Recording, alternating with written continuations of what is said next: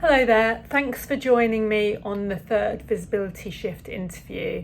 For those of you who don't know me, my name's Liz Devonshire. I'm a brand photographer and visibility expert, and I've been interviewing people around visibility. We're having conversations that can help people get more confident, learn about how to step out of their comfort zone.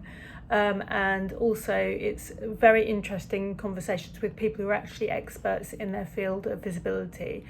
So you might have noticed in the last couple of weeks, I spoke to a Canva expert, I've spoken to a magazine editor. This week, it's a little bit different because I've chosen to interview my next guest because of her journey. She is somebody who made a decision that she wanted to become more visible and increase her business's presence in the world, and she did it strategically and intentionally, and it's a really interesting little story about what she did. It's Zeenat Ahmed-Peto. She's a cognitive hypnotherapist and an extremely successful businesswoman who has chosen deliberately to become more visible in a set amount of time. So I think you'll find that quite interesting. Please listen to our conversation. Hello there. Thank you for joining Zeenat Ahmed-Peto and myself here. I'm going to be having a little chat about visibility with multi-award winner Zeenat from Zeenat Ahmed-Peto Cognitive Hypnotherapy. When I first met Zeenat, she was definitely on a trajectory to high visibility, and she really smashed it, publishing her amazing book, Too Kind, A Survival Guide for Sensitive Souls, which came out last May, and alongside that, launching her book club. She's also appeared in print, TV, and podcast media, so that's going to make her the perfect person to chat to today. So hello, Zeenat. Would you mind starting off by telling me a little bit more about your hypnotherapy business, please? Of course. Thank you so much for having me here, Liz. So I work with sensitive people, empathic people, people who feel things very deeply. And quite often they happen to be men, and they often happen to be professionals and leaders. They're not your sort of alpha people. They're much more sensitive and might be quite introverted. And they often have had a lifetime of people pleasing, not having very good boundaries. So that's a lot of the kind of things that we work on to start with. And I'm really helping them to create a more joyful life, create fulfilment at work and more connection at home so they can really fall in love with who they are. That sounds fantastic. And I think we all know a lot of people like that who need that help. So that's brilliant. Yeah. And I would say I do work with women and men, but I was just finding that a lot of men were being drawn to my work. And then it sort of became a bit of a niche by mistake almost. Yeah, but sometimes that's really good to niche, and we find that we still get everyone in, but niching Yeah, helps us really talk to those people we want to work with. Um, absolutely. so I wanted to ask you, what do you think was the thing or things that initially got you noticed in Mm. this business? Really good question. I think the first thing that got me noticed was actually showing my face, because for a while I was trying to do business hiding on my website, my very first website, without any photos of myself, which I think lots of people can relate to. And I had a very early photo shoot back in 2010. So what was that, 15 years ago? That was the first time I'd ever had a professional shoot. And that gave me the confidence. I had a few good headshots that I actually liked, and I put them on my website, and that made a huge difference. And personally, when I thought about it, I'm a person who will always check the about page on any business that I interact with. I want to know who the person is behind the business. I want to know why they do what they do. I want to know what they look like. And that's how I get that human connection. So that's when I realized I had to do that more. Um, and during the pandemic, it was the perfect time. We were all kind of stuck indoors, and I thought, right, I need to just get out of my comfort zone. And I had a private Facebook group, which was just kind of ticking along. And I started going live every week. week. And that was a really huge jump for me to be on video and to show up and to talk to people on video. And then I started doing masterclasses and I made a newsletter and I was just carried on the connections that I'd made with my audience.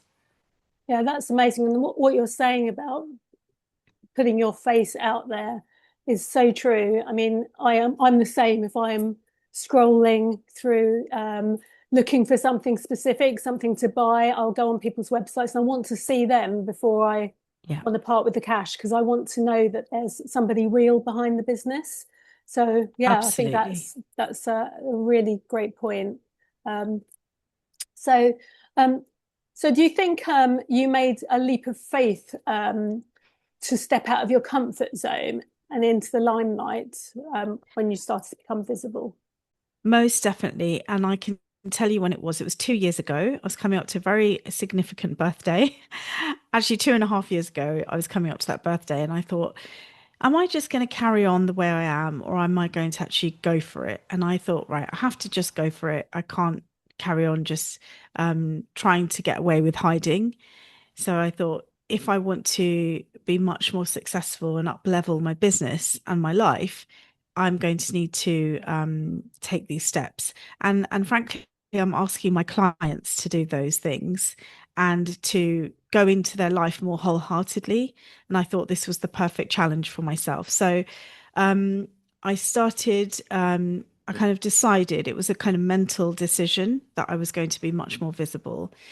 And, that included being more visible on all the social media platforms and actually going to events in person. I would still say, still keep doing online things as well, but nothing beats that in-person connection. But what I've found is when I've met people online and then I've met them in person, you've got a shortcut because you already know lots about them. You're familiar with them. You're comfortable with them. You're not trying to decipher, their learning style, what they're saying, what they mean when they're saying something, or their accent or anything like that. You've already taken all of that in, and then you've just got the 3D experience. So going to events, I think, was another very big stepping out of my comfort zone.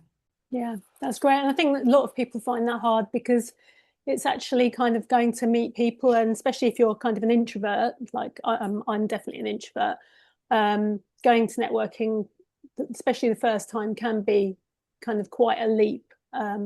So I kind of resonate a lot with that. Hmm. Um, so, um, so what advice would you offer listeners today to become more visible to their ideal audience? Or sort of what Hmm. key piece of advice do you think you could give them? I mean, there's so many, but I think I've mentioned already having your photo on your website and on your all your social media. Sometimes I go on somebody's page and they've just got a logo and I'm still searching around trying to find who this mystery person is. you know, and actually, okay, it's mysterious, but I would rather do business with a person. And particularly if you're in the service industry, people are going to be working with you. So they want to know who you are. So I think that's really critical, particularly in a business like mine. I would say make those genuine relationships. So when you go out and you network and you connect with people, don't go to these things expecting to sell, and I think sometimes I've been to free events and I think people don't always value when things are free. And so I would be very discerning with my time and my money. Pick the events where you think it's worth spending X amount and go there with the intention of making connections that are, like I said before, wholeheartedly going in and just being yourself, being genuine. And that's how you get lots and lots of opportunities. So many of the opportunities I've had, just like this one, have come because I've got to know the person and there's an element of trust that comes in. Obviously, it goes without saying you have to be brilliant at what you do. Keep on honing your skills, keep on working at your craft, be brilliant at whatever your business is, whether it's a product, a service, or a combination.